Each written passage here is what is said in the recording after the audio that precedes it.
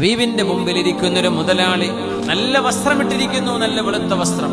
അപ്പോ ഒരു കർഷകനായ ഒരു പാവപ്പെട്ട സ്വഹാബി കീറിപ്പറിഞ്ഞ വസ്ത്രവുമായി, മണ്ണും ഒരൽപ്പം അഴുക്കൊക്കെയുള്ള വസ്ത്രവുമായി തന്റെ തൊട്ടരികത്ത് വന്നിരിക്കുകയാണ്. അയാൾ അരികത്ത് വന്നിരിക്കുമ്പോ ഈ മുതലാളിയായ സ്വഹാബി തന്റെ ഡ്രസ്സ് കണ്ട് കൂട്ടിപ്പിടിച്ചു. ഇയാളങ്ങ് ഇരുന്നു പോകണ്ടെന്ന് വിചാരിച്ചിട്ട്, അദ്ദേഹത്തിന്റെ ദേഹത്തെ പൊടിയും മണ്ണൊന്നും തന്റെ ദേഹത്താവരുത് എന്ന് വിചാരിച്ചിട്ട് അദ്ദേഹം കണ്ട് ഡ്രസ്സ് കണ്ട് കൂട്ടിപ്പിടിക്കുന്നത് ആര് കണ്ടു?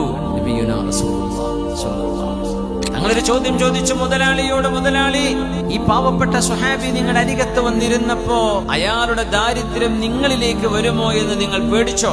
അതല്ല, നിങ്ങളുടെ പണം അയാളിലേക്കാണ് ഒഴുകിപ്പോകും നിങ്ങളും തൊട്ടടുത്തിരുന്നാൽ എന്ന് നിങ്ങൾക്ക് തോന്നിയോ? ഞാൻ അതൊന്നും തോന്നിയിട്ടില്ല നബിയെ, എനിക്കതൊന്നും തോന്നിയില്ല, ഞാൻ അങ്ങനെയൊന്നും ചിന്തിച്ചിട്ടില്ല നബിയെ. അദ്ദേഹത്തിന് തോന്നി അങ്ങനെ എവിടെയോ ഒരു ചെറുതായിട്ട് അദ്ദേഹത്തിന്, ഞാനൊരു VIP അല്ലേ, അദ്ദേഹം ഒരു സാധാരണക്കാരനായ ഒരു ലൈമാൻ, ഒരു കർഷകനല്ലയോ എന്നൊക്കെ അദ്ദേഹത്തിന് തോന്നിക്കാണും. അദ്ദേഹം ഹബീബിന്റെ മജ്‌ലിസ് കഴിഞ്ഞപ്പോ പറഞ്ഞ വാക്കെന്താണെന്നറിയോ? നബിയെ, എന്റെ സമ്പത്തിന്റെ പകുതി ഞാൻ ഈ പാവപ്പെട്ട മിസ്കീനായ മനുഷ്യന് കൊടുത്താൽ അള്ളാഹു എനിക്കത് പുറത്തു തരുമോ? നോക്കണം, വലിയ തെറ്റാണോ ഇപ്പൊ പറഞ്ഞത്? അദ്ദേഹത്തിന് ഒരു ചെറിയ തോന്നലുണ്ടായി, സ്വാഭാവികം.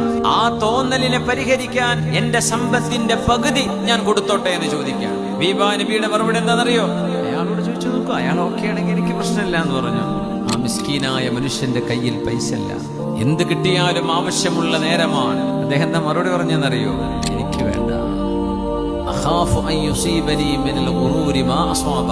എന്റെ കയ്യിൽ ഇങ്ങനെ പൈസയും പണമൊക്കെ വന്നാല് അയാൾക്ക് തോന്നിയ പോലെ എന്റെ മനസ്സിലും തോന്നിയാലോ, അതുകൊണ്ട് ഞാൻ ഫക്കീറായി ജീവിച്ചോളാം, ഞാൻ പൊരുത്തപ്പെട്ടെടുത്തു, എനിക്ക് അയാളുടെ ഒരു പൈസയും വേണ്ട.